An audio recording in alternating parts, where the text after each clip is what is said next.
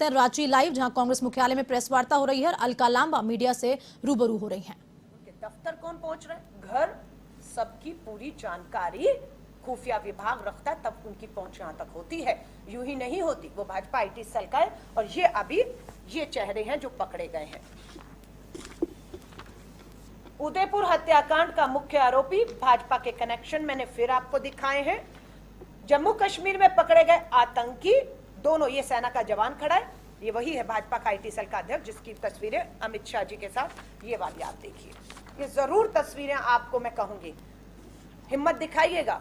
हो सकता है मेरी प्रेस वार्ता के बाद आप पत्रकार साथियों के ऊपर भी दबाव बनाया जाए कि भारतीय राष्ट्रीय कांग्रेस की प्रवक्ता ने दिल्ली से आकर झारखंड में जो खुलासे किए, जो तस्वीरें रखी हैं, उसे आपको दिखाना नहीं है, आपको चलाना नहीं है। हो सकता है आपको डरा दिया जाए, धमका दिया जाए और हो सकता है आप ये तस्वीर भी ना छापें, पर मुझे लगता है पत्रकार की देशभक्ति को ललकारा जाएगा, उसकी ईमानदारी से चलती कलम को रोकने की कोशिश होगी। और अगर ये सच्चाई देश के साथ नहीं आती, आपकी कलम, आपके कैमरे, ये तस्वीरों को जाने से रोका जाएगा, तो मुझे लगता है इम्तिहान सरहद पे खड़े मात्र अब उस जवान का ही नहीं है देशभक्ति का इम्तिहान, अब देशभक्ति का इम्तिहान इस देश के हर एक शख्स का, पत्रकार का भी है कि उसकी कलम झुकती है या उसकी कलम भारतीय राष्ट्रीय कांग्रेस के प्रवक्ताओं द्वारा आधिकारिक रूप से तस्वीरें जाहिर करके सवाल जो पूछे गए हैं लोकतंत्र में, उन सवालों के जवाब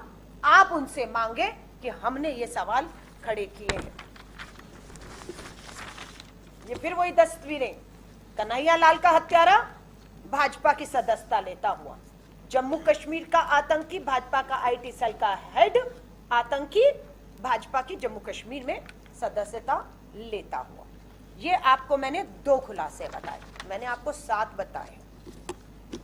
और ये देखिएगा, तालिब शाह आईटी सेल का जम्मू कश्मीर का हेड जो आतंकी पकड़ा गया है, जिसकी अमित शाह जी देश के गृह मंत्री के साथ निजी संबंध और तस्वीरें हैं, वो प्रचार कर रहा है भाजपा के नेताओं का।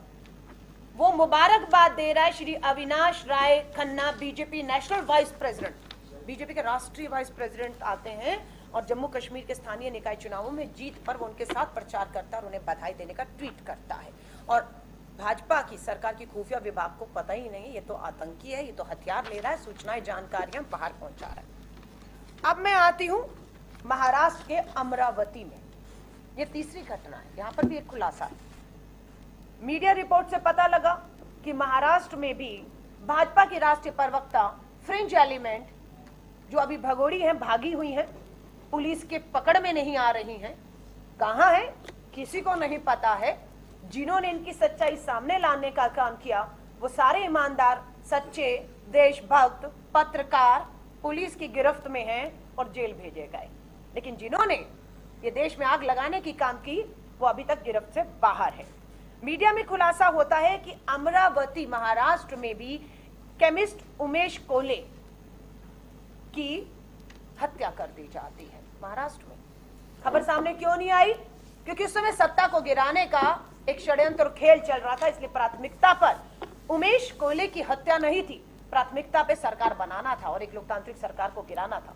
जब काम हो गया तो अब बोला कि चलिए अब महाराष्ट्र के अमरावती में केमिस्ट उमेश कोले की हत्या को भी अब राजनीतिक सांप्रदायिक रंग देकर धार्मिक उन्माद करते हैं। और इसमें सबसे पहले आगे दिखी निर्दलीय सांसद नवनीत राणा और उनके पति रवि राणा, जिनको अभी धार्मिक धर्म को राजनीतिक हथकंडा बनाकर देश में जो धार्मिक उन्माद करना चाहती थी पति पत्नी की जोड़ी, उन्हें जेल भेजा गया। बाहर आते ही उन्होंने इस मामले को उठाया कि अमरावती में उमेश कोले की हत्या जिसने की है उसका नाम है इरफान खान। जब पता लगा ये इरफान खान ने हत्या की है, हमने मांग की कि महाराष्ट्र में भाजपा की अब सरकार है शिवसेना के साथ, जो दल अलग हुआ है, हम मांग करते हैं उदयपुर राजस्थान की तर्ज पर